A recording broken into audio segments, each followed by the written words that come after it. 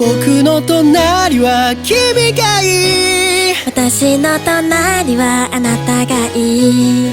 僕らだけの秘密の世界、そんな二人の愛の物語です。明日も隣は君がいいな。